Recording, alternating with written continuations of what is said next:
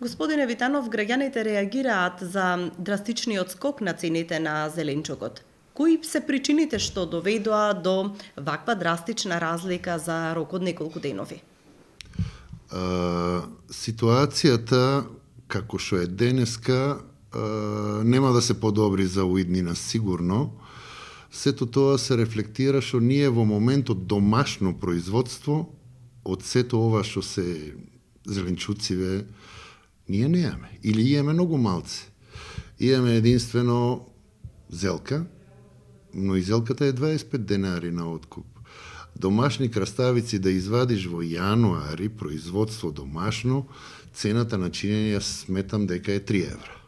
Со сите поскапени енергенси, со поскапувањето на ѓубривата, со поскапувањето на работната рака, на семенскиот материјал, и во минусни температури да произведеш краставици и домати, сигурно цената на чинење е 3 евра. И сега не е ништо чудно да се продават по 4 евра. Голем увоз на зеленчук во овој период има од Албанија. Какви се тамошните прилики?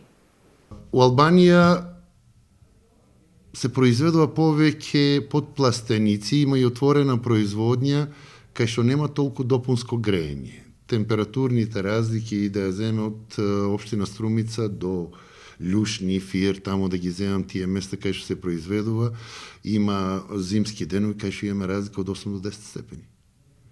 И секако дека нивното производство ќе биде поевтино. И сега за да се увезе тоа од таму, и трговска маржа треба се стави, ДДВ и нормално ти цените се скапи. Можно ли е во услови на енергетска криза и изголемени цени на репроматеријали, голем дел од земјоделците да не можат да ги засадат површините со нова реколта? Многу можно е. Нашиот земјоделец во последните 2-3 години ги намалува, односно дел и изфрли некои артикли кои повеќе не му се исплаќаат да ги сади. Кратката краставица уназад 10 години беше топ артикал која се произведуваше во Струмичка Котлина со во милионски килажи. Сега нема 1 кило кратка краставица во Струмичко. Скап семенски материјал, скапи ѓубрива за одржавање, нон-стоп краставицата мора да ја прскаш неделно еден пат за да ја заштити од болести ако сакаш да ти роди количини. Доматот, втор артикал.